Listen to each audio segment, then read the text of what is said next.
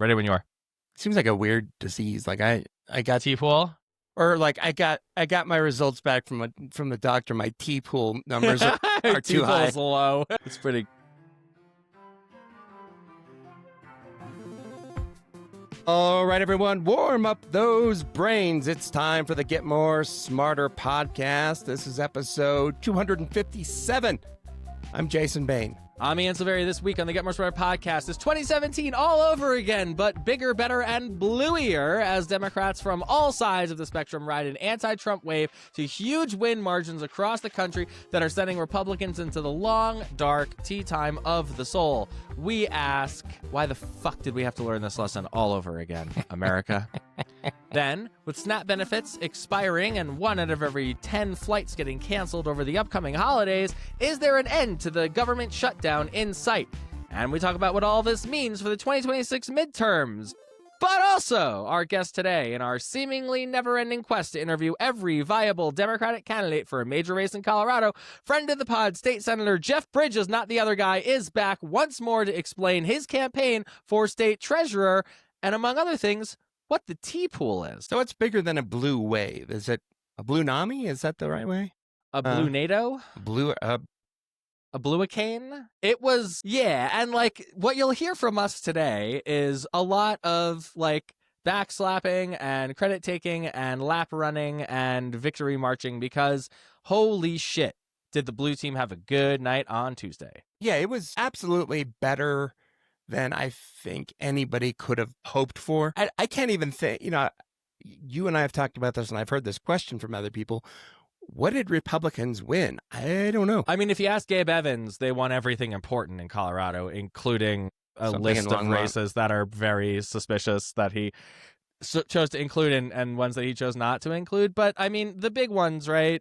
Virginia, Jersey, California, where, Mikey Sherrill won the governorship in New Jersey, Abigail Spanberger in Virginia, and not by small margins. I mean, New Jersey is a state that Kamala Harris only won by 5 points, and Mikey Sherrill came to win in double digits. Same thing in Virginia. And then California's Prop 50, of course, is the big news because Gavin Newsom, to his credit, say what you want about his crappy podcast, say what you want about the vibes or whatever. The dude has mounted the most serious offense against Trump from any governor in the country, except for maybe J.B. Pritzker. And he brought the voters of California into the fight with him and won a resounding victory on redistricting.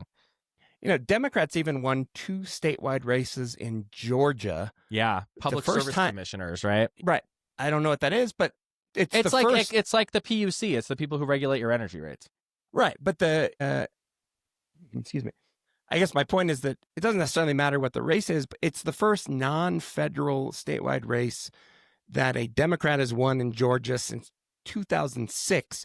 That's right. Both Democrats won with more than 60% of the vote. So that's really important to know. And then in Mississippi, of all places, Democrats seem to have broken the state Senate supermajority and may have done the same thing in the House because there were some special legislative elections that had to run as a result of their previous state legislative map getting thrown out by the courts as being racially gerrymandered. I want to put a finer point on the Virginia and Jersey points for a second, though, because I pulled up the actual numbers. Kamala Harris won Virginia by 5.8% in 2024. She won New Jersey by 5.9% in 2024. So round those up to 6, right? Abigail Spanberger won by 14.5 points in Virginia, and Mikey Sherrill won by 13 points. That is not a swing. That is a pendulum move. That is a catastrophic wipeout for Republicans. And the guy that Mikey Sherrill ran against almost won against Phil Murphy just 4 years ago. So it's not like this guy was untested, and it's not like he was that unpopular, but we are back to the backlash, and that is what we learned about. And I guess we should probably talk about Colorado stuff, but before we get there, I want to make sort of a broader point about the political environment and New York City and Zohran Mamdani and Seattle and Minneapolis. If you'll indulge me for one moment. Yeah, I mean that's in here, but go for it. Well, then we'll fucking wait. Let's talk about Colorado first. Yeah, so Colorado, there were a couple races or outcomes that I think were particularly eye-opening. The Douglas County School Board, the entire slate of right-wing candidates were wiped out by progressive moderate candidates. First time in maybe ever that the entire school board is not inhabited by even one right-wing crazy person. It is really wild stuff. You know, on the ballots themselves, it's not like it had party affiliation. We've talked about this in the show before. It's not like it says Democrat or Republican. But they ran as a slate. But they ran as a slate of progressives for neighborhood schools, and particularly against sort of what they see as the privatization agenda from the Doug Coe School Board that they've been executing for a long time. And it's insane to think that Douglas County is moving into a super duper progressive direction generally. But as we've talked about before, Jeff Coe went in the sort of mid-aughts from red to blue and is now, there's not a single Republican elected in any part of Jefferson County. El Paso and Douglas seem to be doing the same things Jeff Coe was doing. Remember, there was the clean sweep of the school board in 2015 and the recalls in Jefferson County. And then in 2016 and 2018, they started building these huge Democratic majorities in the legislative delegation, as well as winning every countywide race in 2018. And since, the same ingredients are starting to be sown in Douglas County and El Paso County, which is not only great for Democrats, but a catastrophic development for Republicans, because that is their vote base in the state of Colorado right now, those two counties. The other big race, or outcome, I should say, the Aurora City Council, Republicans like Danielle Durinsky and Steve Sundberg are out. Yeah, we're going to retire our once used ever alkaline trio reference to the song Fuck You Aurora, because Aurora said fuck you to Danielle Durinsky, and that is enough for us. Yeah. Here's 9 News with more, including just an absolutely amazeballs quote from Mayor Mike Hoffman. Our city leader, who made her city infamous with claims of a complete gang takeover by immigrants, has been voted out of office. A stunning upset, considering that Councilwoman Danielle Durinsky had built herself a national profile through far-right media, built herself an enormous fundraising edge, only to finish in 3rd place behind 2 progressive challengers with far less money. Politics guy Marshall Zellinger looks at a leftist sweep in Colorado's 3rd largest city, which has been run by Republicans for decades. Yeah, here we go. Okay. The photos don't necessarily reveal it.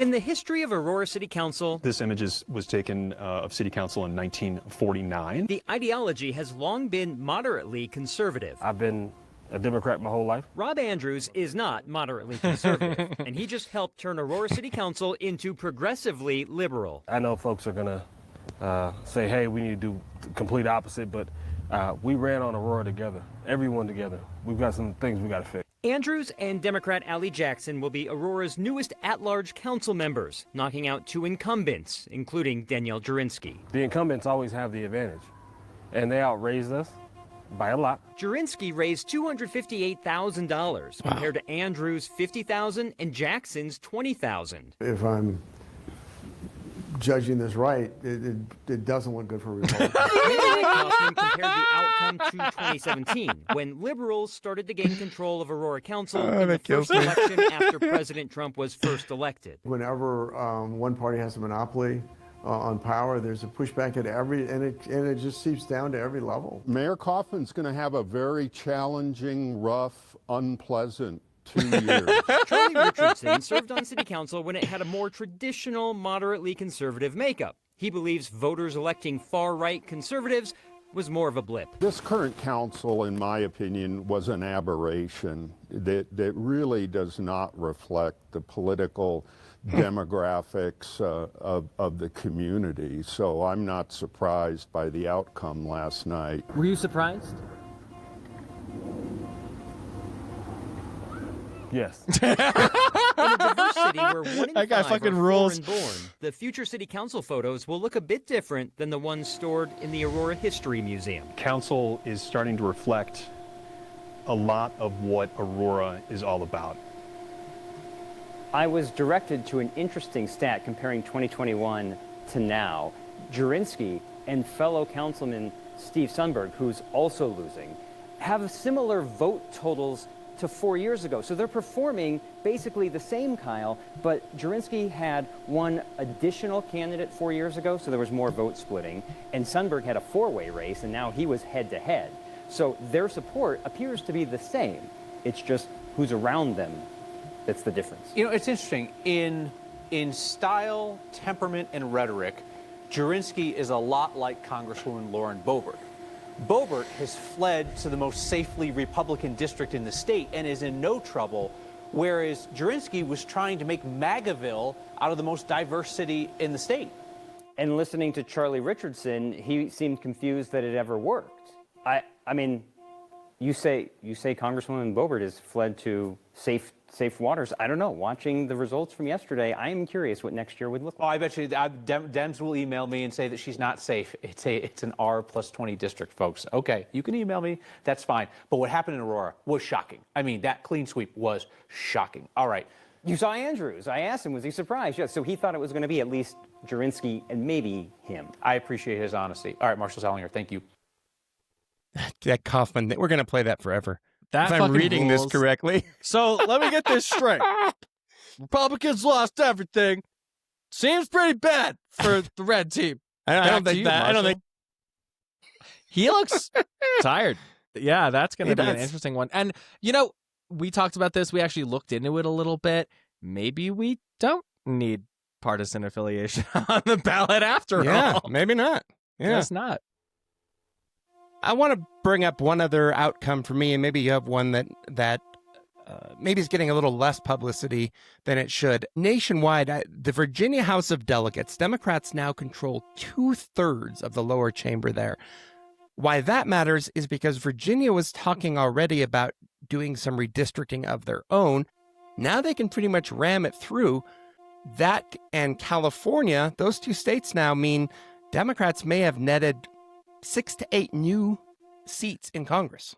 Yeah, insofar as the headline of this Atlantic article that we're putting on the screen for viewers, for listeners, it says, none of this is good for Republicans. Sounds like the very, very, very insightful observation made by Mike Kaufman there as well. It is true in depth as well as breadth when it comes to the outcome of the 2025 election. In other words, agreeing with you that the gerrymandering efforts looked pretty good in January and February for Republicans when Donald Trump started demanding this happens all over the country, because there's this historic realignment of politics, and young people are Republicans now, and Latinos and black voters are Republicans now, and Democrats are just these white libs sitting in cities. Oops-a-daisy. That is not the case. The realignment apparently lasted a couple months, and then he started kidnapping people for no fucking reason with masked goons. The economy has gotten worse, not better. Things have gotten more expensive, not less expensive. And he's bulldozing the fucking East Wing of the White House to build a $100 million ballroom while he's cutting SNAP benefits for people who are going hungry during the holidays. People are really quick to dismiss this administration, and I think in Texas in particular, if they go through with this gerrymander, they're going to end up losing seats because they're diluting their own voting populations under the assumption that Latino votes have permanently realigned to Republicans. It is just not true. Yeah, this redistricting battle that Trump started, it doesn't look like it's going to end well for them. So what happened in this election? There are some obvious takes. I think, Kyle Clark at 9 News says it's all about Trump. I think that's largely true. I think Trump was on the ballot, even though he wasn't on the ballot. I think people are worried about the economy and healthcare costs, but I think one of the bigger issues that drove this election, I think voters are tired of their elected officials, and these are mostly Republicans, just being assholes. Yeah, it was the anti-asshole backlash. I think this is the Jason Bain theory of everything now, is like voters are paying closer attention to what their representatives and public officials do every day. If you're acting like a fucking jackass, you're gonna get electorally punished for it. And I think there was a vibe after 2024 that we talked about this back then. Republicans were overreading their mandate. They were overreaching and overplaying their hand. And it is coming back to bite them. We talked about this a few weeks ago. I think we played some Caroline Leavitt clip. When all you know how to do is double down, triple down, attack, attack. When it's actually time to solve a real problem, you can't just blame whatever scapegoated group you've decided is the one. I think, I want to key in on this for a second. Winsome Earl Sears ran essentially an identical campaign against She's the Abigail Republican in Virginia. Spanberger. Yeah. That's right. That Donald Trump ran against Kamala. It was very focused on beating up on trans people, who are the most vulnerable group of people with the highest unemployment rate, highest suicide rate, lowest income across demographics in the country. Absolutely abhorrent to fucking pick on this group of people. It drives me nuts. But that's all they did. They spent millions and millions of dollars, and it didn't move the needle a fucking inch against Abigail Spanberger, who was laser. She said, these are distractions. You're talking about an issue that affects a rounding error of people. They should not be targeted by anybody, but I'm here to talk about how I can make Virginia more affordable. Right. Boom. Very smart pivot. So Democrats, you can do this too. You don't have to abandon trans folks, and you don't have to walk down the path Republicans are trying to get you to in terms of tricking you into making this about high school sports or some other bullshit. Say you're not going to let them scapegoat vulnerable people and then move right back into your message.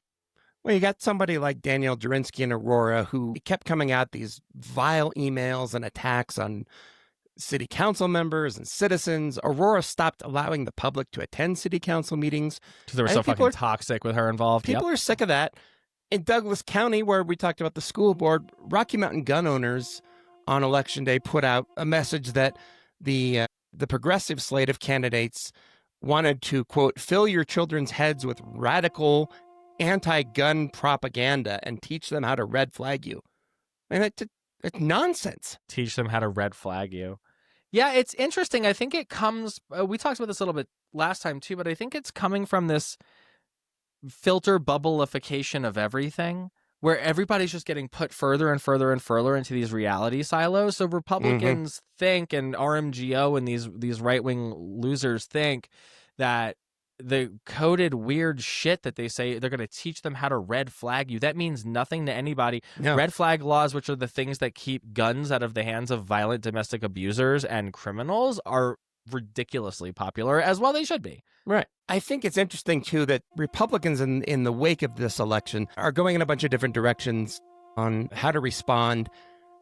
President Trump has said a couple of things that it's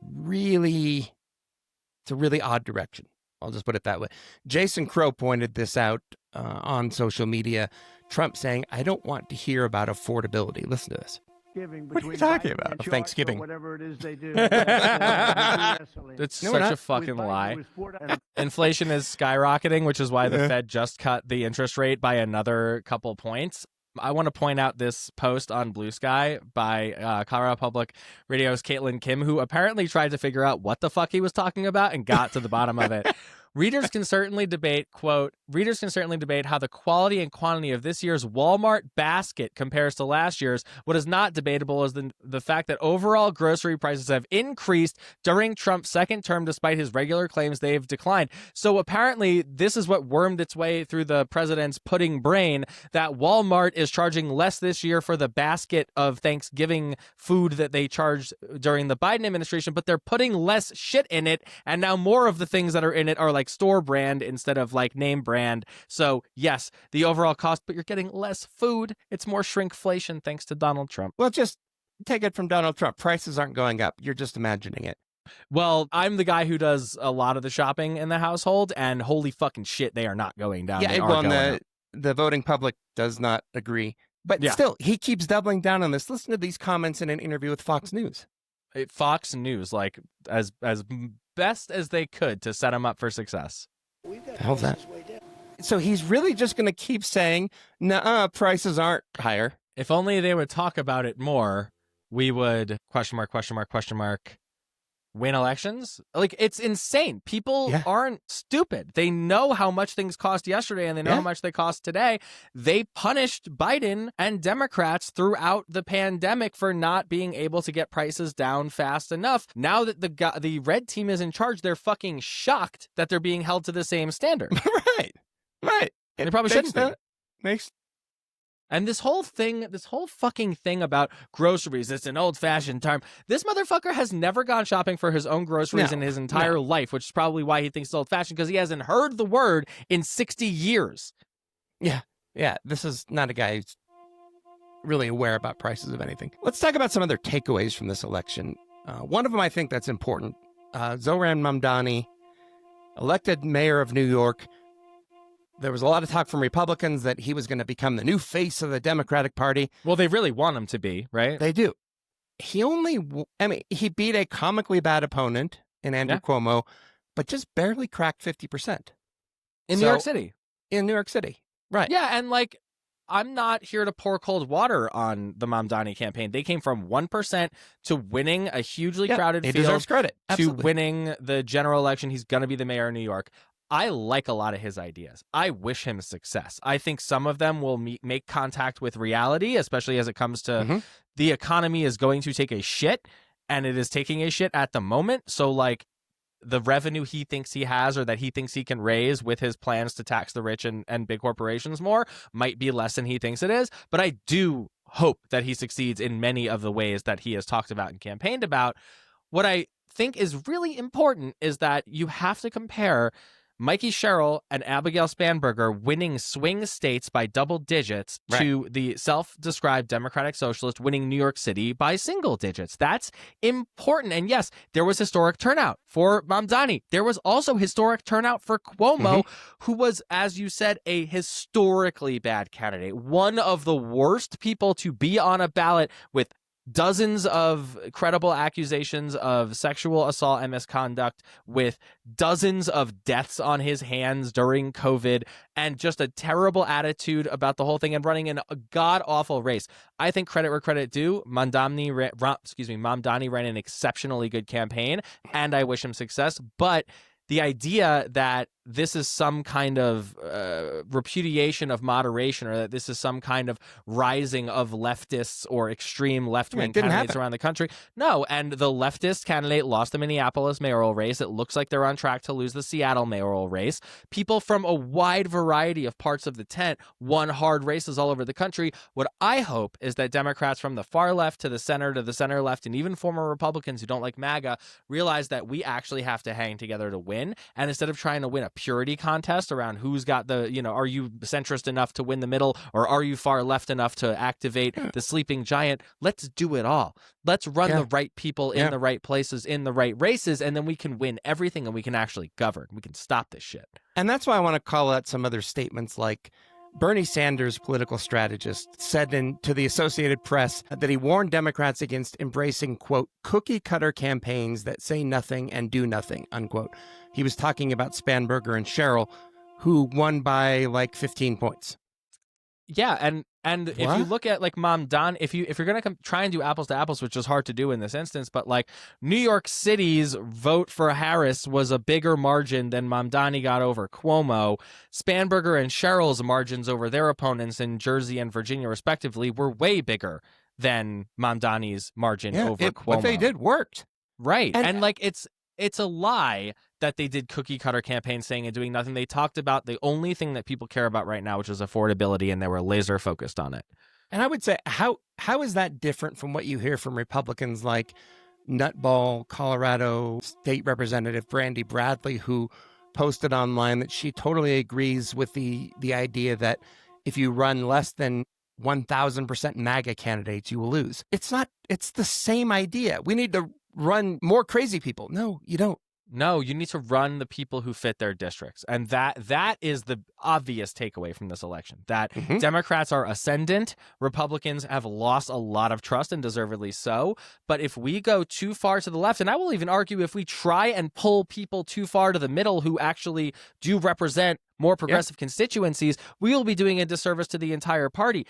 The party's big and diverse. We should let it be that way. That's a good thing. It leads to outcomes like what we saw this Tuesday. Yeah, absolutely.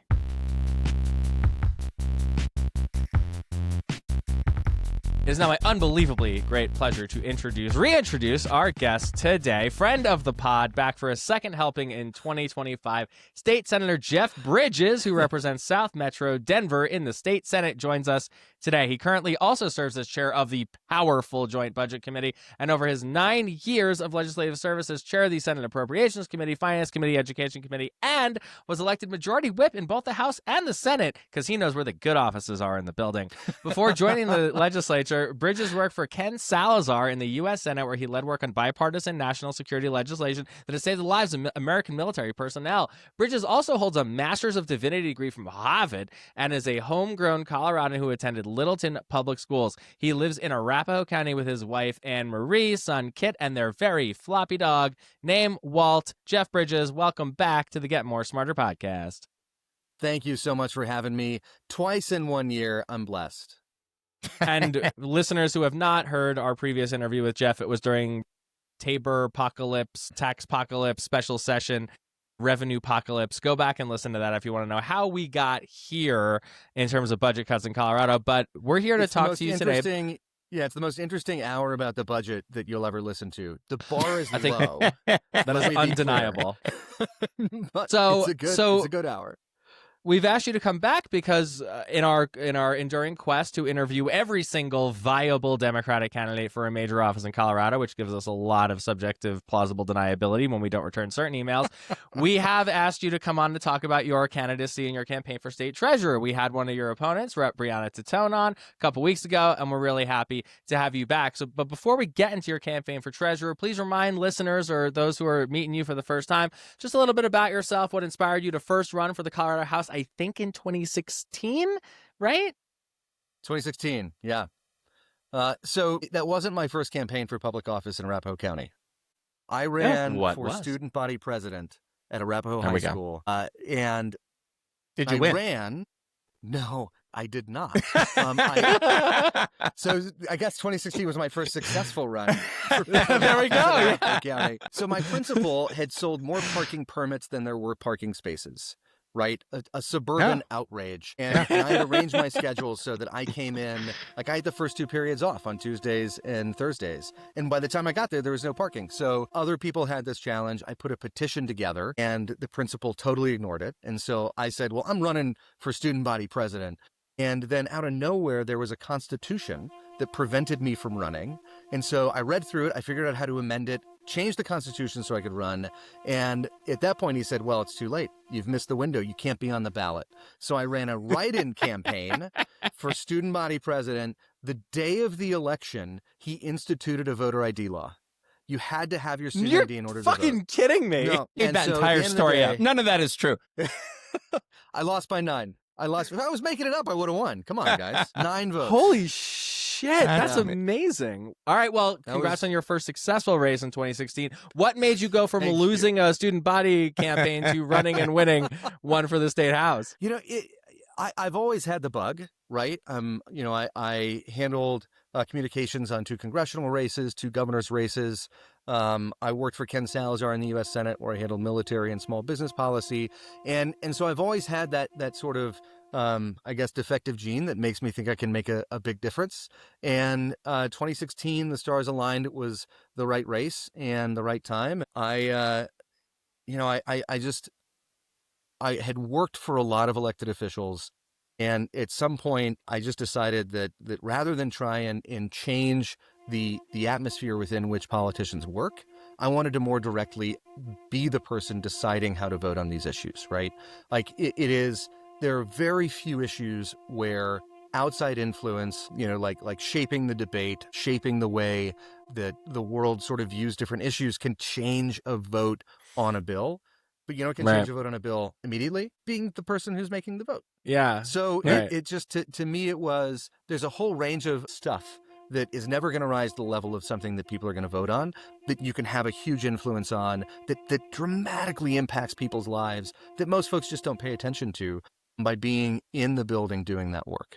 I think I asked you this question years ago when you first told me about this, that you were going to Harvard to get a master's degree in divinity. Harvard. Why? Why?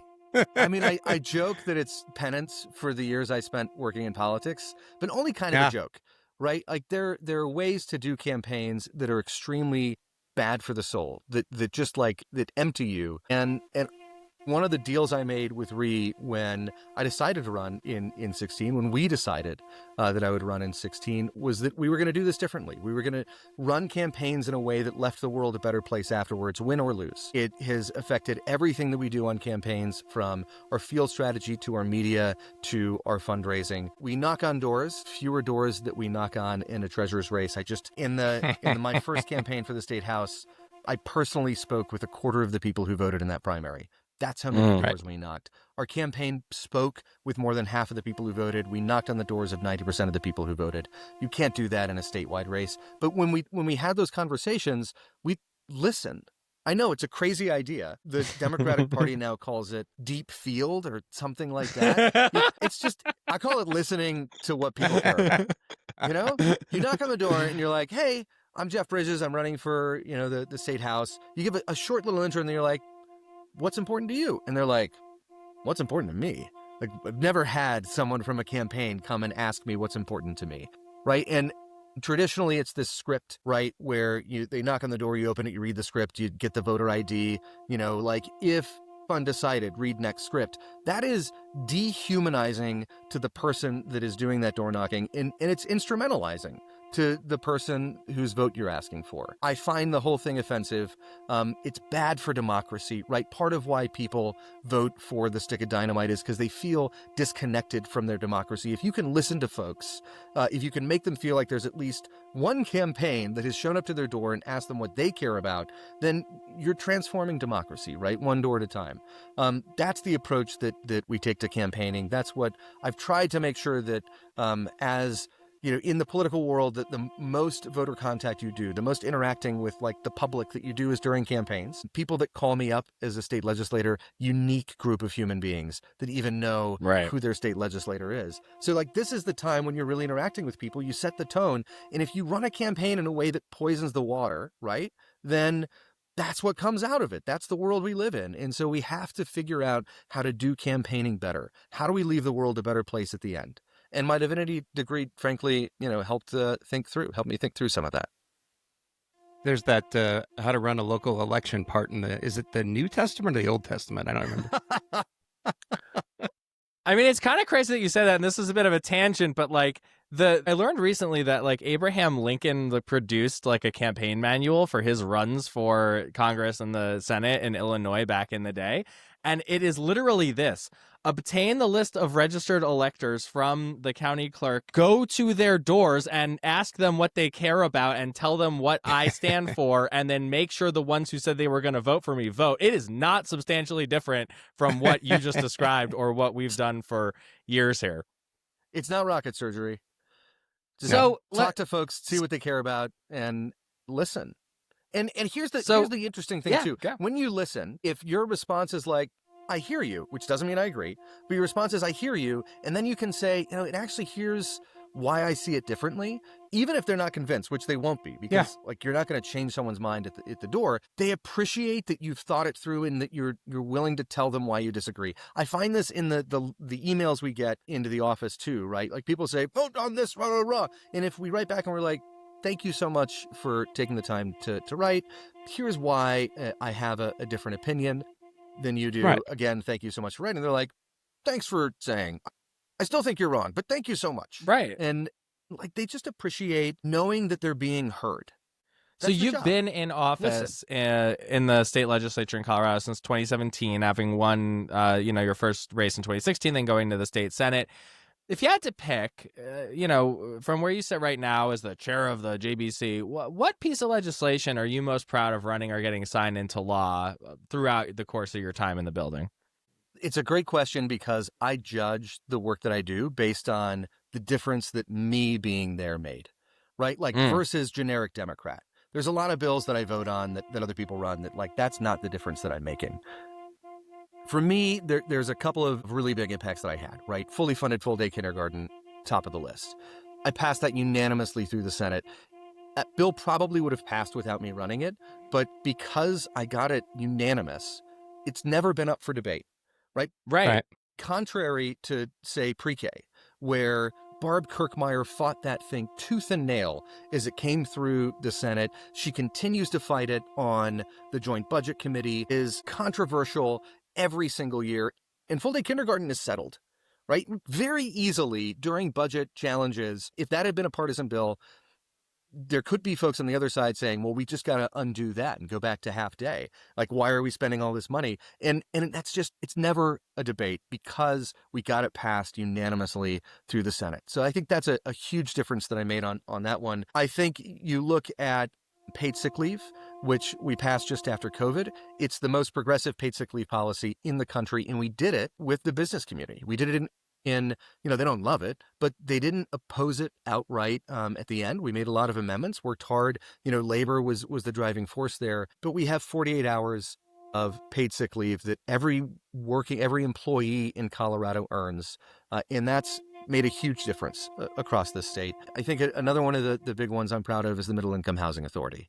This is the first and only housing authority in the country at a statewide level dedicated to serving middle-income folks. Along with that, I passed the middle-income housing tax credit, which is the first and still only middle-income housing tax credit in the country, based off a bill that was introduced in the U.S. Senate.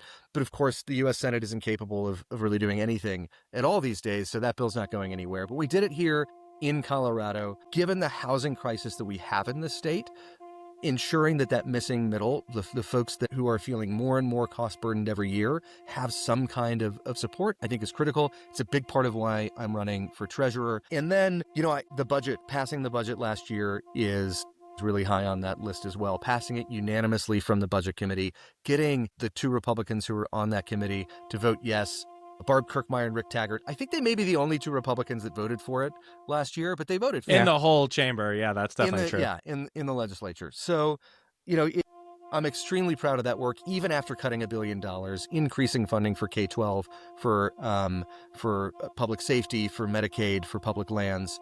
Incredibly proud of that. And then I know that you asked the question, like, what's the one? The NICU, it's like picking your favorite child. I just can't do it. So my son, Kit, was born 2.5 months early. Right. And spent the first 65 days of his life in the NICU, came home on oxygen. And while we were in the NICU, we had to cobble together some kind of leave, right? Reworked 15 hours a week. While Kit was in the NICU, I was still at the legislature on the JBC creating the budget. He actually came home the day that the budget was heard in the Senate. So I sort of said, thank you, everyone. Peace out. I'm going to go get my kid and left. And as I should. Right. Right. And, right. But we're incredibly fortunate that her company is amazing, found a way to cobble together her pay over this period, that I work with incredible people that had my back.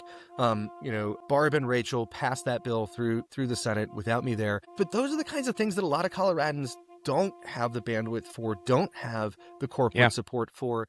And we have a family leave plan in Colorado that gives you a certain amount of bonding time after your kid is born. And that works great for people that have a pretty normal birth. But for those folks, those few folks that have a long-term stay in the NICU, it is, we were there and they were like, don't start your leave yet. Don't take your parental leave. Don't use it because you're going to need it when your kid comes home. We know that kids do a better job, growing, and it's better for the parents to be there and have the skin to skin, to hear the voice of the parents. We have better medical outcomes if parents can be there. And so we became the second government in the world to extend family leave to cover time in the NICU. It's us in the United Kingdom. Huh. Yeah. Oh, how about that? Because Scandinavia offers 3 years, and you're not going to extend 2 months it's not Scandinavia. Right. But we're the first state and the second government in the world to cover that NICU time. Wow. Yeah. On the other side really of this, proud then, that one. What's been the most difficult vote that comes to mind that you've cast in the legislature? But more importantly, how did you work through that decision? That's the budget. I mean, that's what we had to do last year to the budget. Heartbreaking, gut punch every day. The choices that we had, the balancing act of which programs will we cut? We're cutting $1 billion because of Tabor, right? Go back and watch the podcast on that one, right? The hour-long explanation of how Tabor is destroying our budget. It is, you are literally choosing between healthcare and education, right? It is heartbreaking, gut-wrenching work. And it's going to be even harder this next year. I mean, what's your thought process when you have to make those decisions? How do you decide, all right, this is where we're going to do the cut? I mean, the good news is last year we were able to cut $1 billion while still increasing funding for K-12, Medicaid, higher ed, public safety, public lands. That's probably not going to be what we do this year. We're almost certainly going to have to make some cuts to Medicaid. Medicaid is growing at a rate that's not only faster than the Tabor cap inflation plus population, Medicaid is growing at a rate that is faster than revenue is growing. So even if we didn't have the Tabor cap, we wouldn't, and we dedicated every new dollar we brought in to Medicaid, it would not be enough. So we have to figure out how to control costs in Medicaid, and that's going to be... Yeah, but that only gets worse, right? Difficult. Like, as the population ages, as people continue to need more medical interventions, like the cuts from the federal government are impacting this in some way. So this isn't a thing that you can Band-Aid for much longer, right? I mean, the governor last week, I think, put out a plan that's, we have to do essentially what you're saying, try and attack some of the costs of the program. But if you get rid of provider rates or if you get rid of certain services, I mean, someone gets hurt anywhere in this system. Is there a conversation about dedicated revenue for this? Is there a conversation about reforming Tabor? Even though that wouldn't solve the problem in particular, you kind of have to do a couple different things, right? Yes. To the first part of that question, I think we absolutely need to work on ways to reduce the increase in cost of Medicaid year over year. And part of how you make those decisions is you listen to folks who know more about Medicaid than we do, right? I'm very happy that Kyle Brown was the replacement for Shannon Byrd because of his expertise in exactly the subject area. I think we're going to be leaning pretty heavily on him. I think there should be even more folks involved in the conversation about what it is that we do to control costs in Medicaid. There's really only three ways to control costs in Medicaid. You reduce the services that you provide, you reduce who you provide them for, and you reduce how much you pay for the people who provide those services.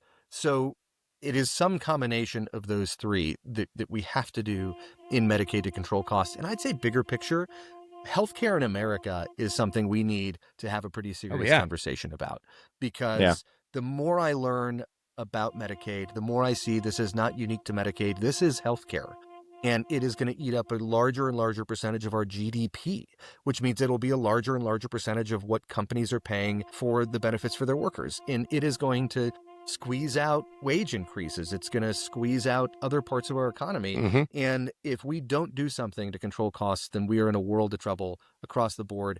Additionally, H.R. 1, by reducing the folks who are on Medicaid, right? And not in that straightforward way I just described. H.R. 1 essentially just creates bureaucratic roadblocks for people who qualify for Medicaid, but just don't have the bandwidth to twice a year essentially fill out something more complicated than their tax returns.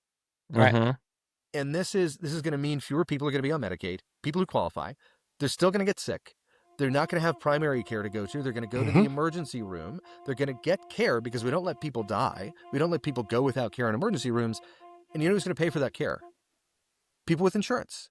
It's going to cost shift. The hospital is just going to shift those costs to people with insurance, which means H.R. 1 is the single largest increase to insurance premiums in the history of this country. And Democrats are failing to talk about that at the national level. We're not talking about it here. I'm infuriated by our failure to address that. This is not, we talk about H.R. 1 generally as Democrats like this is a Medicaid challenge, and it is, no question. But we are missing the conversation about literally everyone else in America. And we've been talking about it since before the bill passed, that the money comes from somewhere. The cost shifts somewhere, as you put it. And you guys no are one the is only held ones harmless. I've heard doing that.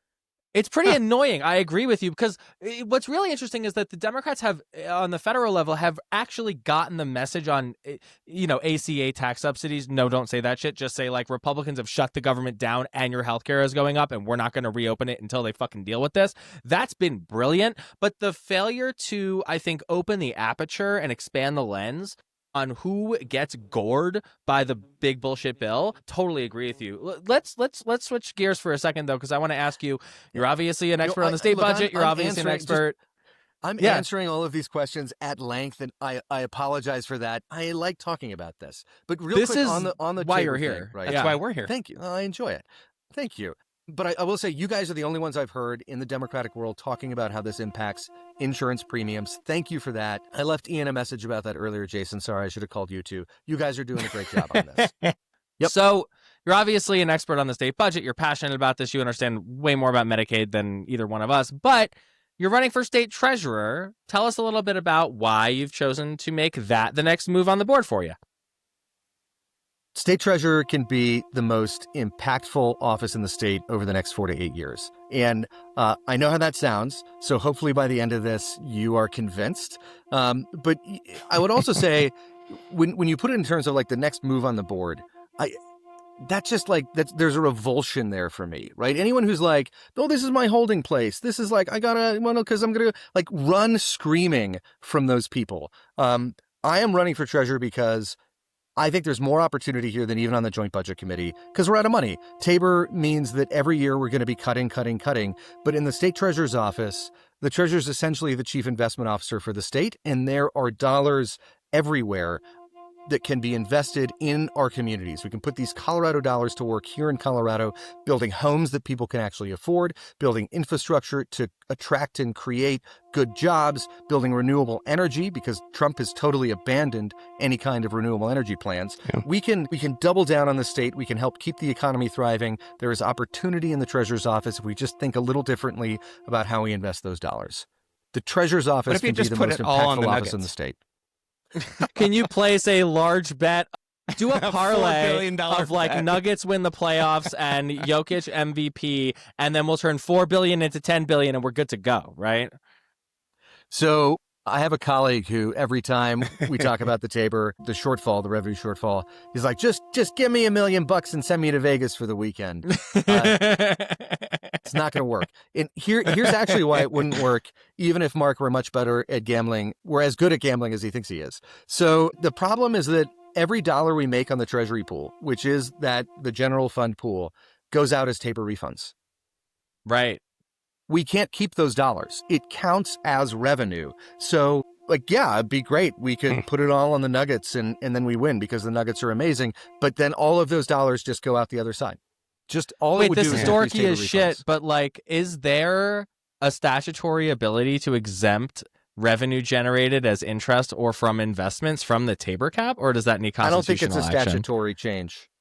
I would love it to be a statutory change, but this is revenue. We could reclassify it, and then right, that's what I'm saying. We would go to the courts and have that fight, and if we lose, then we owe the money back plus 10%. Yeah, that would suck. That's not so good. Yeah, got it. Okay, that's a little too risky. So tell us about some of the things that current treasurer Dave Young is doing that you think should be continued, and some things that you want to, change or adjust. I had a great conversation with Dave yesterday about his budget request this year. He had an office, first of all, coming off of Walker Stapleton that was just a ghost town and not a strong place to start. So the work Dave has done over the last 8 years to create a treasurer's office that actually has the people and the capabilities that we need in that office has been remarkable. Add to that he was treasurer during COVID. And I think Dave has done an incredible job. I think there's some opportunities, though, in how we invest. And talking with Dave about this yesterday, I think that the time is right. So we look at the challenges we have because of Tabor and the inability of the Budget Committee to put more money towards housing, towards infrastructure, towards renewable energy, and towards all the things that we love. And you look at the T-pool, any interest we earn, it goes out as Tabor refunds, as long as we can still keep these funds liquid, so that when the governor writes a check, it doesn't bounce. Liquidity is a concern. Returns are not a concern, but risk is a concern. So we can price the loans that we make from the T-pool to risk and ensure and also ensuring liquidity. We don't need a return. So we can offer lower interest loans than the market can offer. But more than that, we can partner with folks that are private lenders, reduce the overall interest, maybe not quite as much as if it was just us, but increase the total dollar amount we can invest. And working in partnership also, like maybe Gary can invest some in this, and they have a higher risk tolerance. They have a lower need for liquidity. Like there's ways we can put a fund together that essentially unlocks a lot of projects today that don't work at 7.5% interest rate, but maybe do work at 4%. So if we can find that blended rate that gets us to a point where we can build homes, infrastructure, renewable energy, that's a huge win for the state. There's There's also other investment opportunities in some of the other funds managed by the treasurer, particularly the permanent fund, which is essentially an endowment for public K-12 education that puts $40 million a year towards K-12, but K-12 is $18 billion a year. That is, the $40 million is not making a major difference in what it is that we're investing in K-12, but what would make a major difference is housing that teachers can afford. Because when you talk, especially to rural districts, when you talk to districts on the Front Range, teacher housing is something that they are constantly trying to figure out. So thank you. That's actually really interesting. I never heard of or thought of, because I'm not a fucking banker or the state treasurer, the idea that you could like match the T-pool funds with private investment and therefore lower the overall interest rate for project. That's actually a super good idea. I think that's really interesting. So yeah, you have to be really careful with the T-pool. Like that's the fund you have to be the most careful with. The Unclaimed Property Trust Fund is another place where those are other people's dollars, right? That's unclaimed property that belongs to the people of Colorado. You have to be really careful and thoughtful about how you use those funds. But we know that the sort of rate of claims on those funds is below the rate at which dollars come in, which gives us a lot of flexibility on loans. Right. Again, the risk being the number one factor we have to concern ourselves with there, but we can loan those dollars out as well. So it's not just the T-pool. There's other funds managed by the treasurer that can be used for this. What is the T-pool for people who don't understand? Like me? So the T-pool, that's for people... I thank you for the reminder. I think during our conversation about the budget, like I used some acronyms and you were both Everybody very does. good at being sure. like, what does that mean, Jeff? Yeah, thank you. So the T-pool, the Treasury pool is essentially the main place where funds are held. When you pay your taxes, those dollars don't immediately go out the door as spending by the legislature and the governor, right? That is, those funds sit in the T-pool. They sit in a pot for a while until the Joint Budget Committee, the powerful Joint Budget Committee, decides how they'll be spent in partnership with the legislature and the governor, right? Plug for the Budget Committee. Yeah, so it's Yeah, so the T-pool is sort of this holding space, and there's constantly dollars coming in, there's constantly dollars going out, and that churn is something that the treasurer is in charge of managing. And you want to make sure that you don't lose money that is in there. That's the most important piece. When the governor signs a check, that check can't bounce. That is the number one concern for that T-pool. But then you look at part of why I'm talking about trying to think about this differently is that the treasurer's an elected position, right? If the state just wanted a controller, we have that. There is a controller in the gov's office that tracks these dollars as they move around. And fine, if we're just going to essentially invest the way that JP Morgan would invest in national whatever, you don't need a treasurer. Mm-hmm. I think this job can be directly impactful for the people of Colorado.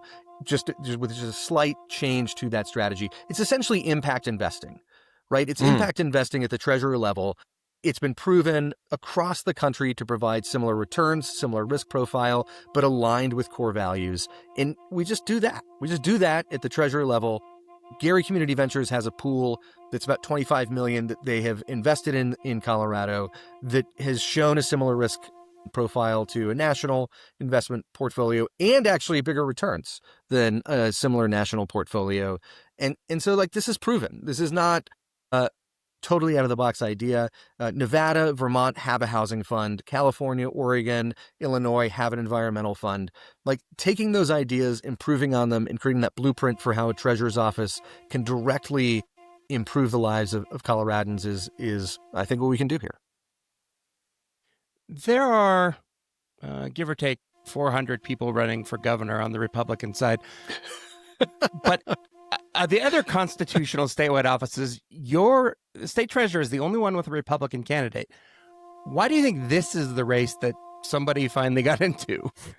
Yeah, Kevin Grantham and his mustache are running together for state treasurer. They're running on a joint ticket. Don't underestimate that mustache. It is large and curly and extremely impressive. I think the mustache gets 5 points at least in this race. It's a powerful duo. But why? How come nobody's running for anything else on the Republican side? Why do you think this this attracted a candidate? This may get to a question that you asked later about Trump. And I think the answer has to do with the way that the state views the office of treasurer. First of all, most people don't have a clue what the treasurer does, other than like money stuff, right? And so if you're thinking like, who does better with money stuff? Generally speaking, you don't hear Democrats talking about ways to maximize the return on the T pool for the people of Colorado. Like that's not it's not like, like, oh, that's a core Democratic message, right? And so I think he's extraordinarily qualified. I think if there is a race that we lose in November as Democrats to a Republican, it would be the state treasurer's race. He has served on the Joint Budget Committee.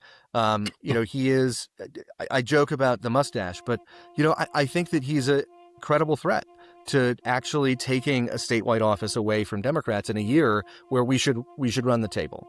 And I think that the reason he's in now is because he's a credible threat. And the longer he has, the more money he can raise. He has, I think, some built-in advantages, and he clears the field, right? I think the longer you wait, the more likely it is that other folks that are maybe less qualified jump in. I think that President Grantham has essentially locked this in as he will be the Republican nominee for state treasurer, and he's formidable. His mustache even more so. So then, that being the case, if state treasurer is one of, if not the only race that Democrats actually do run a risk of losing in the general election, what is your pitch to Democratic primary voters that you, Jeff Bridges, are the right one to nominate so we keep this seat in Democratic hands in 26? I think I have the strongest background for this seat. I know all of the nooks and crannies of the state budget. I know that our investments are in these sort of standard national portfolios. I have the background that we need to actually make this office more directly impactful for the people of Colorado. I think that plan is a strong one. As I talk about the treasurer's race, oftentimes people sort of don't. Obviously, like nobody knows what the treasurer does. I explain it's the chief investment officer for the state. I think this plan makes the office the chief affordability officer for the state, right? And I think if you look at votes around the country, elections around the country, affordability is the number one concern. And I have a strong plan to make this office directly responsible for the affordability of the state of Colorado. So I'd say my experience, my plan, and then I've got strong endorsements. Any federal or statewide elected official, current or former, that has endorsed in this race has endorsed me. I've got Jonah Goose, Jason Crow. Former State Treasurer Kerry Kennedy has said that she thinks I'm the right person to win this race. Ed Perlmutter, Betsy Markey, Ken Salazar, John Salazar. I put them at the end because they're close family friends and I worked for Ken and John. And so I think people are like, of course they endorsed you. But he's a former ambassador to Mexico, former member of the presidential cabinet, Secretary of the Interior, former senator. I feel like stars are aligned. At the same time, folks are only going to know about this race what I can afford to tell them about this race. So fundraising is going to be key. I've outraised all of my Democratic primary opponents by a significant margin, 4-1 cash on hand advantage over my closest opponent. I feel like I have what it takes to win in November. And I'm looking forward to the race. Well, I'm not going to grow a mustache, though. I'm not going to compete on that front. I don't even know the last time a mustache won in Colorado. I feel like I'm talking too much about Kevin Grantham's mustache, but go take a look at a picture. If you don't know what Kevin looks like, you'll understand if you just go look at a picture. We talked about him last week. He's Snidely Whiplash. That's who invasive thoughts of Kevin Grantham's mustache notwithstanding. We are so glad that you came back on the show to talk about your treasurer's race. We are sadly out of time, but before we let you go, tell us where people can find you online or get involved with your campaign and how to disambiguate you from the Big Lebowski. Thank you for that. JeffBridges.com is not me. That is the other guy. So BridgesForColorado.com is my website. You can find me there. I'm on Instagram at Jeff Bridges. I'm on X at Jeff Bridges, but I stopped posting there because it is poison. I am also on YouTube. Find me there. And most importantly, as always, my cell phone number is 303-358-5551. Call or text anytime, preferably not after 9:30 because we have a toddler and I like to sleep. Can confirm that is his real life phone number, and he gave it away last time, and it's there for you again. So listeners to the Get More Smarter podcast, please do not prank call Jeff Bridges, but please do call or text him with questions about his campaign and how you can get involved. State Senator Jeff Bridges, chair of the powerful Joint Budget Committee and candidate for state treasurer in Colorado in 2026. Thank you so much for coming back on the Get More Smarter podcast. We wish you the best of luck. And if you are the nominee, we will ask you to come back and chat more about how you're going to win the general. Thanks so much, man. Looking forward to it. Thank you all so much.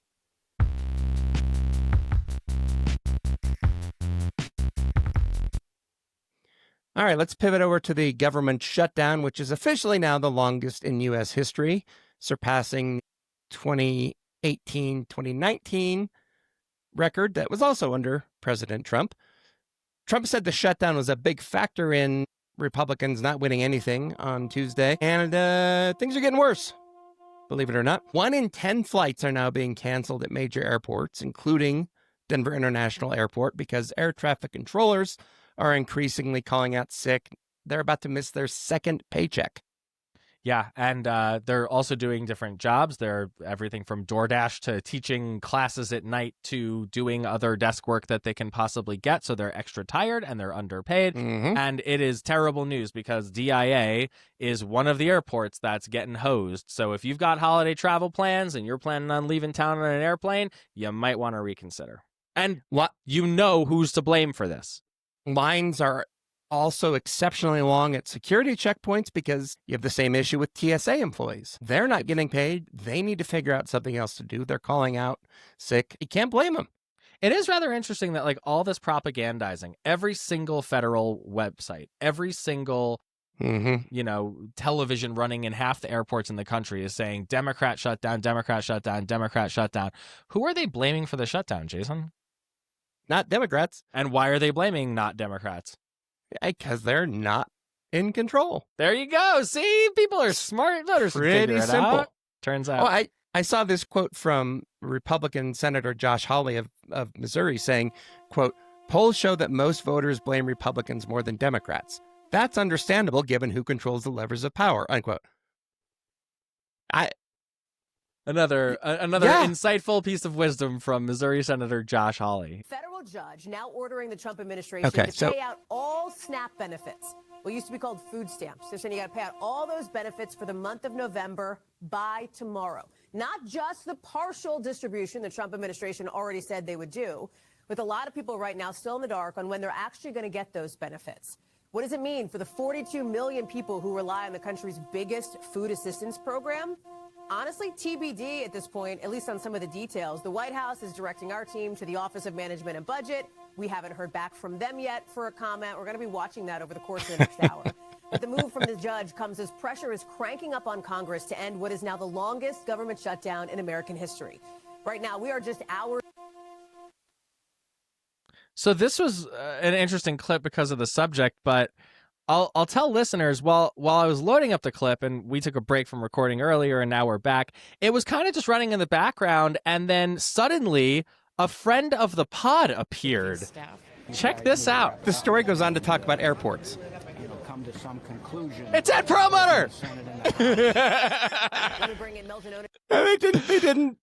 They just like found Ed Perlmutter at an airport in Washington D.C. and nobody then, like, and they didn't stuck bother a to microphone in front of, and he's like more than casually interested in what the House and Senate are doing, but it's just like some guy in a polo and a Broncos hat that they interviewed as like man on the fucking street. I bet he told them who he is. That's funny. I'll have to send that to him. Little Ed Perlmutter levity. I do love also that you heard in that clip that they can't even get an answer from the administration because every different office is like, we didn't do it. Yeah. Bad stuff. I mean, it is all part and parcel of the fact that today, as we're recording this on Friday the 7th, the Trump administration actually announced that they were going to fully fund the SNAP benefits that the judge ordered them to fully fund. Did you see that? Yeah. Well, yeah. earlier in the week, Trump had sent out this weird message on Truth Social saying that SNAP benefits will only be given when the radical left Democrats open up government. Like, that's a weird flex. I'm not gonna feed poor people. Well, Okay. it's the leverage he thinks he has over us because we're not cruel monsters and he is. But this is the tweet in question. Jake Tapper retweeting the president on Truth Social saying SNAP benefits, which increased by billions and billions of dollars, manyfold, ! Manyfold. During crooked Joe Biden's disastrous term of office due to the fact that they were haphazardly, quote, handed, end quote, to anyone for the asking as opposed to just those in need, which is the purpose of SNAP, ! Comma, end No way, that's parentheses. true. Will be given only when the radical left Democrats open up government, which they can easily do and not before. Thank you for your attention to this matter. And then, of course, a few days later, the USDA announced on Friday that they will be fully funding SNAP in advance of the holidays. It's full November SNAP benefits coming out. But this got even weirder because then a few days before, the White House did say, okay, well, we are going to fund some SNAP benefits. As HuffPost reported, quote, White House Press Secretary Caroline Leavitt said the president didn't mean what he'd said and that the administration was, in fact, complying with court orders, which the government's lawyers essentially admitted Wednesday the government had accidentally failed to do, unquote. That's weird. And up here in the article, it says, indeed, there's nothing more USDA could do, the government claimed in court. But as of this recording, we know that was a lie. We know all of this is a lie. How bad does your political program have to be for you to get caught in this particular net? Well, not only that, but for the actual press secretary to be like, oh, I didn't mean that. Yeah, I mean, let's face it, she is not like a shining star when it comes to like crisis communications or anything of the sort, but like you would expect her to do slightly better than this. This is also exactly why Democrats won't negotiate because, well, actually, let me do that again. This is exactly why you can't pay any attention to what Trump says when he says, well, we'll talk about Affordable Care Act subsidies if the government, once you open the government. No, he won't. No, they won't. You can't trust a single thing these guys say. They don't argue or negotiate in good faith. We talked about this an episode or two ago, but rescission was the end of any trust between the Congress and the White House. Once they started clawing back congressionally approved funding for everything from solar projects in Gabe Evans's fucking district and battery plants in Gabe Evans's fucking district to the wild amount of, Inflation Reduction Act and other, climate and energy funding, there's no more trusting these guys. No. I mean, well, the White House doesn't trust Trump, apparently. Yeah, it turns out. There's a couple of good quotes about all this. Here's Kentucky Governor Andy Beshear just not pulling punches at all. Let me be clear. The president has both the funding and the authority to fund SNAP during a shutdown. In fact, every other president in every other shutdown has done so. People going hungry in this instance is a choice that this president has made. Damn. You got to hand it to him, man. This guy represents a state that Mitch McConnell and Rand Paul both won, and he is still laying down the fucking law on this guy. Good for you, Beshear. Absolutely. And then on the other side of the aisle, here's House Majority Leader Steve Scalise, who represents Louisiana, one of the states that would be most impacted by SNAP benefits not being sent out. But there's nothing strong about denying food to people who are low income and who can't afford it. That's a weak place to be. But what?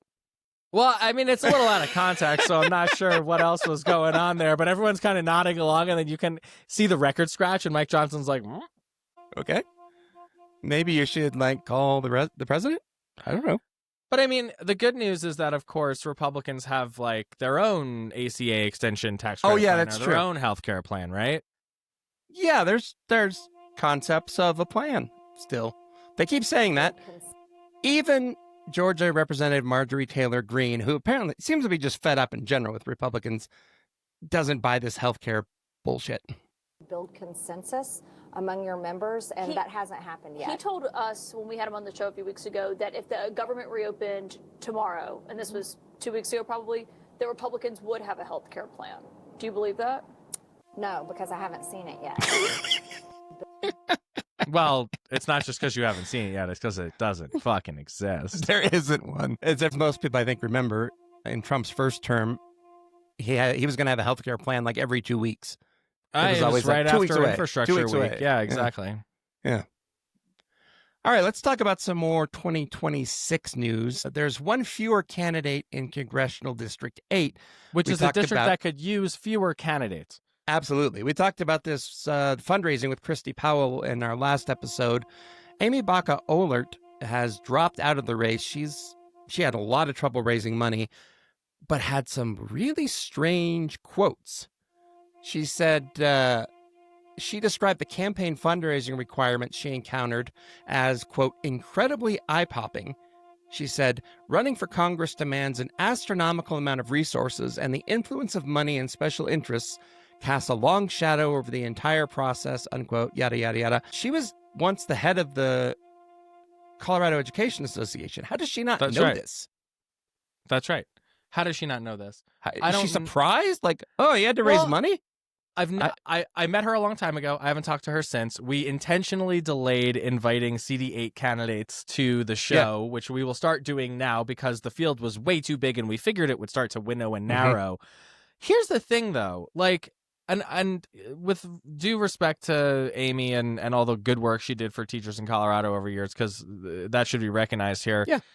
There are plenty of people that don't take corporate money or PAC money. There are plenty of people that disavow special interest money. Jason Crow hasn't taken any PAC money. I think Jonah Goose doesn't take PAC money. Like that's kind of an excuse and not a reason. AOC funds her entire campaign with individual donations. Summer Lee in Pennsylvania. There are plenty of candidates out there in the world and in Colorado who are able to raise the resources needed to have a competitive congressional race. I don't know if Manny Rutinel's taking corporate money. Like, probably not. But like, think about it that way. It's like you can't really make an argument that the system is rigged against you in particular when there are other people who have similar profiles who are somehow able to muster the resources. So, Evan Munson, who I wouldn't recognize if he walked in the door, is raising more money than that. So this is the thing, and it's like, find a way to bow out gracefully. I get that, but to just like cast a pallor on the entire system because you weren't able to make it work for your own campaign seems a little bit weird. Yeah, very strange. Sticking in the 8th Congressional District, Republican Gabe Evans, once again, is the number one most vulnerable congressional incumbent in the entire country. Yeah, and this is certified now. Certified number one most vulnerable incumbent. And not for nothing, he did not do himself any favors throughout the course of his, short time in Congress. We have said from the day he got elected and the day he got sworn in that this guy is a one-termer. Everything he has done has contributed to that, and I am very, very sure that it's no accident that roll call of all organizations were the ones that labeled him the number one most endangered incumbent in America, even though my tab won't load. Yeah, well, he's still that way. Yeah.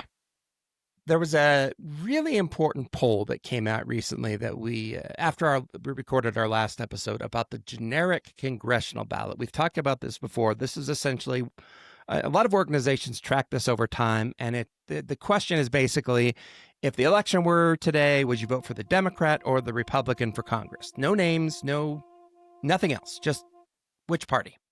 Right. And according to a new CNN poll conducted by SSRS, which is a well-regarded number one pollster, Democratic enthusiasm is off the charts. Trump's approval is off the charts in the other direction. And the generic congressional poll is going really, really well for Democrats. 8-point lead for Democrats. That's right. And here, the fall of 2025 is not a replay of 2017, the year before Democrats captured control of the U.S. House. In Trump's first term, the Democrats' 5-point advantage among registered voters in the generic congressional ballot falls short of the 11-point edge they held in CNN polling a year before the 2018 midterms. But there is still plenty of time, and there is a lot of energy and a lot of enthusiasm. 5 points on the generic congressional ballot in Trump's America is Gabe Evans' seat. Bye-bye. Yep. There's 30 or 40 seats that are within that margin. So that means that the control of the U.S. House is highly likely to go to Democrats. Well, remember, in the same time in 2017, November 2017, after Trump had, was finishing his first year in office, Democrats had an 8-point advantage on the generic congressional ballot, same that they have now. The next year, they won 41 seats.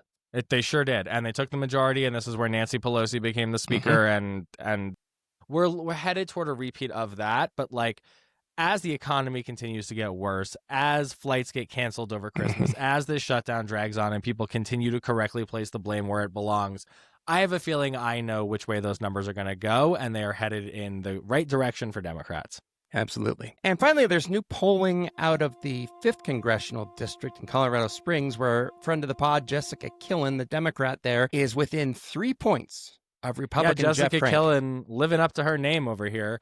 And Jeff Crank probably starting to shit his pants a little bit. Mm-hmm. The initial vote overall is 40 for Killen, 43 for Crank, 5 for Matt Kavanaugh, who's an this includes the candidate independent candidate. Yeah, that we have discussed on this show before. But also look over here. It's Killen gets 8% of Republican votes. Crank gets 6% of Democratic votes. Look at the independent vote, though, the unaffiliated. This breaking toward Killen 43 to 32.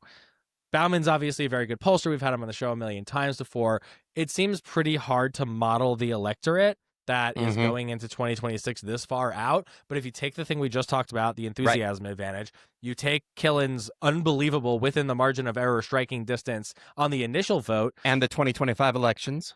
And then really importantly, look down here for viewers, you can see the vote progression. So after the informed ballot, it does even better. And she moves into the lead after a balanced debate that includes positives and negatives on each candidate. The initial ballot is 40 to 43, Killen to Crank. The final ballot is Killen at 41 and Crank at 39. She moves up 1, he moves down 4. So that's a 5-point movement for her on net. This race is absolutely in play. I knew it from the moment we interviewed her, and I believe it today that a Democrat has never won. Never won the 5th This could be the time. district. And she's the right candidate with the right profile at the right time, taking on the right guy. I am becoming Killen pilled over here, man. All right, let's do a new segment that we're going to call What Fresh Hell Is This? This is something we came up with because there's a new page on the White House website that is weird as shit. And this is going to be much better for viewers of the podcast and listeners, but we'll try to explain it. There's a new page that talks about like historical renovations of the White House because, Trump just demolished the East Wing in order to build a ballroom out of gold. And so it talks about, we'll go through some of these slides because this is just weird. Yeah, it's really weird. And note the thing that we talked about for viewers at the top. There's a little countdown clock. Democrats have shut down the government for 37 days, 18 hours, 25 minutes, and 48 seconds. Not true. But this is the East Wing expansion stages. This is the president's, taking care of his ballroom obsession. And, you can see on this timeline, there's step 1 was inspiration. I think Versailles is probably the most obvious one. Planning, funding secured. Step 4, architect selected. Step 5, construction commences, so on and so forth. But what's interesting is if you look at the major events timeline that you mentioned at the bottom of the screen, where some weird shit is afoot there. Well, it starts with design plans for the first White House, rebuilding after the War of 1812, historical stuff. Addition of a south portico in 1824, addition of a north portico in 1829, addition of the west wing. I didn't know that was a wing that was added. So this is like really interesting historical context. Addition of the Oval Office, the Rose Garden, the East Wing. Total reconstruction happened in 1948 with President Harry Truman. Then there was a press briefing room added. And here's where things get a little weird. Out of nowhere. 1998, Bill Clinton scandal. It says President Bill Clinton's affair with intern Monica Lewinsky was exposed, leading to White House perjury investigations. What? The next one is Muslim Brotherhood visit 2012. Obama hosts members of the Muslim Brotherhood, a group that promotes Islamist extremism and has ties to Hamas. 2020. And that picture, by the way, is that's got to be way older than when he was. Oh yeah, this is not from these guys are such fucking internet troll lying propagandists. A friend of ours said that they desecrate the institution with every breath, and I could not think of a better way to say that. So they go back to 2023. Oh, go ahead. Yeah, they go back to some renovation stuff by talking about the tennis pavilion, which Melania apparently added a tennis pavilion in 2020. So they're very proud of that. 2023, cocaine discovered, and there's a picture of Hunter Biden in a bathtub with a cigarette in his mouth.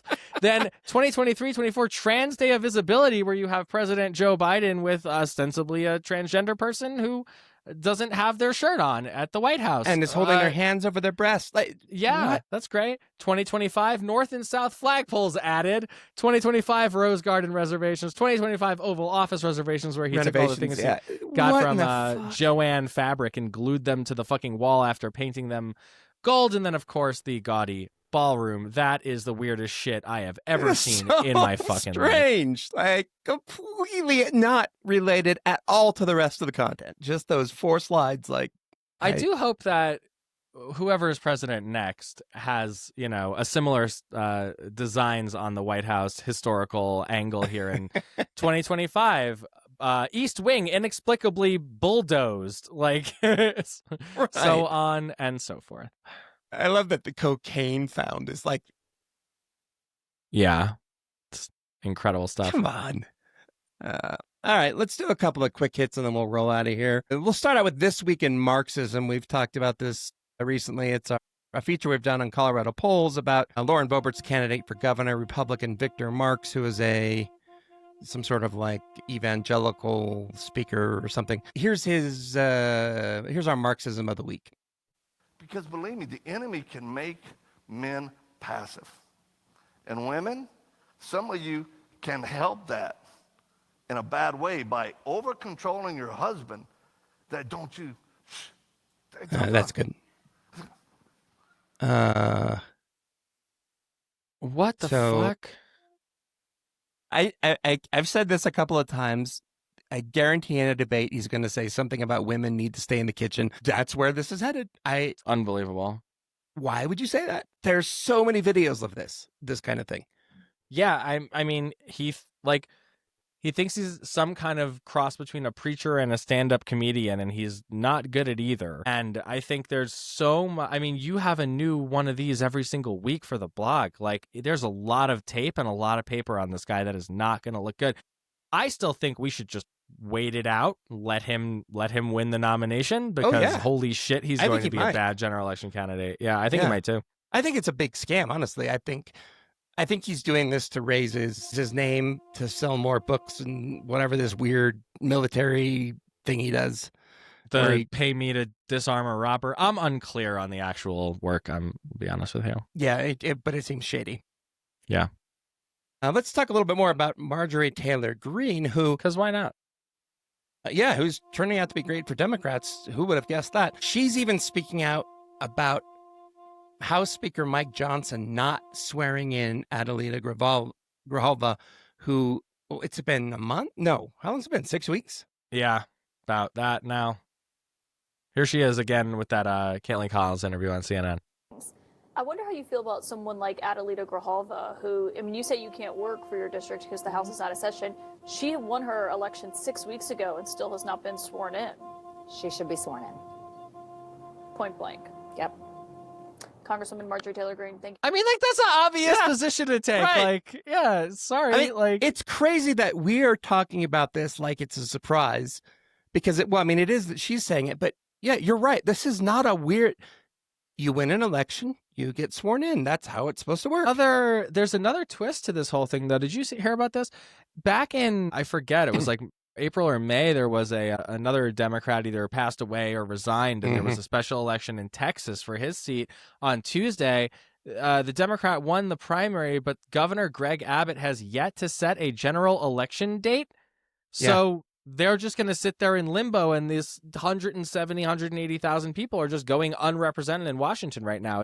And finally, our gibberish of the week, Alabama Senator Tommy Tuberville, who is widely considered to be the dimmest bulb in the Senate, is now running for governor of Alabama. And he was asked about the 2025 election results. Everything about this is weird. We just saw what happened in New York. We lost New York. It will be completely Muslim in 3 or 4 years. What the fuck? That's what they want. They're going to have everything free there for them, and they're just going to spread throughout the country. We better wake up and smell the roses. We just saw... Also, you got the smell the roses thing wrong. And the comment, the first comment at the bottom is like, what do you mean lost New York? You never had New York? Right. Like, what are you doing, man? Everyone's going to be Muslim. All right. Fucking unreal stuff. I'm going to guess no, but we'll see if he turns out to be right. Highly, highly unlikely stuff. All right. That does it for us this week. The Get More Smarter podcast is a production of ColoradoPulse.com and the Big Horn Company. Your hosts are me, Ian Silveri, and America's Dad, Jason Bain, who managed to figure out how to engineer and produce this thing. Megan makes the video sometimes. I do the video sometimes. Sometimes I do the Substack. I got to get caught up on that shit again. Megan does a lot of other stuff, too. The phenomenal Breakmaster Cylinder made the theme song. Get your shots while you still can. We're getting flu shots and COVID boosters today. Protect your trans kids, your autistic kids, your immigrant kids, and any other kids in your life, really. It's weird out there. Subscribe on Apple, Spotify, or wherever you get your podcast. Rate the show and leave us a review on Apple Podcasts if you got more smarter. It helps a lot. And we've got a new review for you this week from LJ Boulder. Best podcast on CO Politics. This 5-star review says, thanks for having all the major candidates on the show. The guys are brilliant at dissecting the current state of politics from all angles. Even though the content is often insufferable and depressing, they make it as light as possible and always makes me laugh. I listen every week to be in the know. Thank you, Lisa, for the wonderfully generous comment. If you like the show, please leave us a review. It really helps the show a lot. You can also come battle the trolls in the comment section of our YouTube channel and find us at getmoresmarter.com, where you can sign up for bonus content in our Substack. And please send all angry and non-angry rants to angryrants at getmoresmarter.com, other stuff to Ian at getmoresmarter.com, and other stuff to Jason at getmoresmarter.com. Thanks to Senator Jeff Bridges once again for being our guest this week, and thank you so much for listening. We'll see you next time.